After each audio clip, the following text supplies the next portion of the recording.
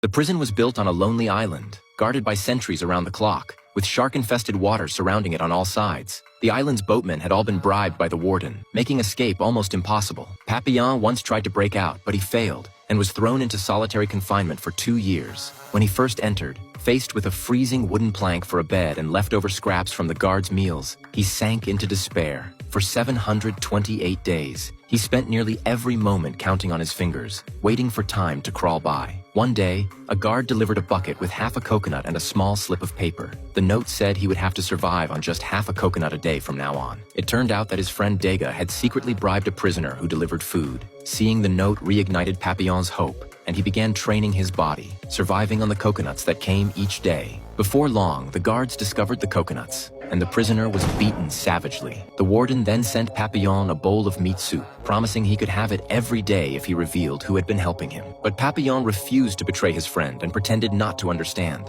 The warden flew into a rage, cut his rations, and boarded up his cell so he would spend the rest of his sentence in darkness. 2 years later, Papillon was dragged into the prison infirmary. When Dega saw him, he thought Papillon had been tortured into madness. Dega thanked Papillon for never betraying him and explained that he was now working as the warden's assistant. But the moment the nurse left, Papillon snapped back to normal. In truth, he had been faking insanity the entire time while secretly saving the sleeping pills the nurse had been feeding him. Papillon and Dega began planning their second escape. Dega analyzed the situation. This week, the warden would be entertaining guests with a movie night. This is a perfect time to steal the infirmary keys. They reached out to a prisoner named Maturette to help distract the guards, and bribed a sailor who knew how to navigate and handle a boat. That night, Dega spiked a bottle of wine with Papillon's stash of sleeping pills and handed it to the infirmary guard. It didn't take long before the guard collapsed. After taking care of the guard, they reached the final iron gate. Just then, a heavy storm broke out, forcing them to move quickly. The 4-man escape team rowed away from the island,